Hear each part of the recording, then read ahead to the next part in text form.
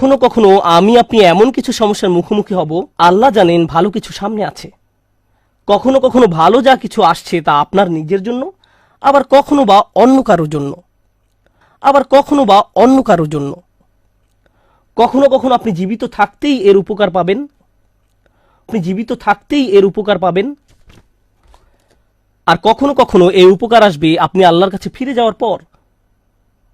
ইউসুফ আলাইহিসসালামের ক্ষেত্রে কি হয়েছিল? একজন পিতা তার সন্তান থেকে বিচ্ছিন্ন হয়ে পড়েন, কিন্তু চিন্তা করে দেখুন, তাকে যদি কিডন্যাপ করা না হতো তাহলে তিনি কুয়ায় নিক্ষিপ্ত হতেন না। তিনি যদি কুয়ায় না পড়তেন তাহলে কোনোদিন মিশরে গিয়ে পৌঁছাতেন না, আর মিশরে কোনোদিন না গেলে তিনি জেলে নিক্ষিপ্ত হতেন না। আর যদি জেলে না যেতেন তাহলে জেলের ওই দুই লোকের সাথে তার কোনোদিন সাক্ষাৎ হতো না যাদের স্বপ্নের তিনি ব্যাখ্যা দিয়েছিলেন।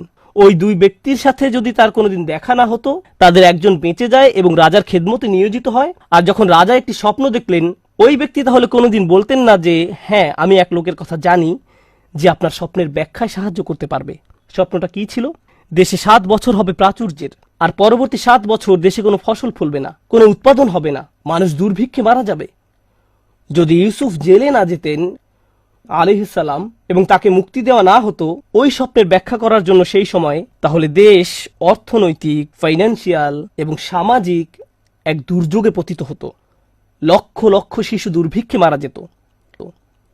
একজন শিশু কষ্ট স্বীকার করলো কয়েক বছরের জন্য। এক শিশুর কষ্ট স্বীকারের ফলে আল্লাহর পরিকল্পনা ছিল অগণিত পরিবারকে অনাহারে সন্তান হারানোর বেদনা থেকে রক্ষা করবেন।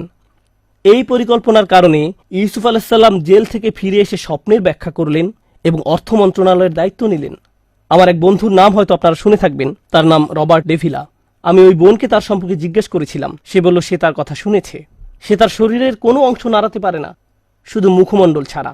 সে কি এমন অন্যায় করেছে যার কারণে এমন পরিস্থিতি? কিছুই না। কিন্তু কত মানুষ ইসলাম গ্রহণ করেছে তার এই অক্ষমতার দরুন। কত শত মানুষ এই ঘটনার কথা শুনে আল্লাহর পথে ফিরে এসেছে। কত শত মানুষ আল্লাহর প্রতি অকৃতজ্ঞ ছিল, যদিও তারা মুসলিম ছিল, কিন্তু নামে মাত্র মুসলিম ছিল, এবং সিদ্ধান্ত নিল যে আল্লাহর কাছে আত্মসমর্পণ করবে। কারণ ওই মানুষটি একটি বিছানায় শুয়ে আছে। তার কষ্ট, দুর্ভোগ লক্ষ লক্ষ মানুষের জন্য হেদায়েতের কারণে পরিণত হলো। বুঝতে পারছেন? কখনো কখনো আমি আপনি কষ্টকর অবস্থায় পতিত হই, যা আসলে খুবই সামান্য, এমন অসংখ্য কল্যাণ আর এমন অসংখ্য উপকারের জন্য, যা হয় এখন আমার কাছে আসবে, নতুবা আল্লাহর কাছে ফেরত যাওয়ার পর আমি এর উপকার ভোগ করব। সুতরাং আমাদের দোয়া কোনো কিছু অর্ডার করার মতো নয়।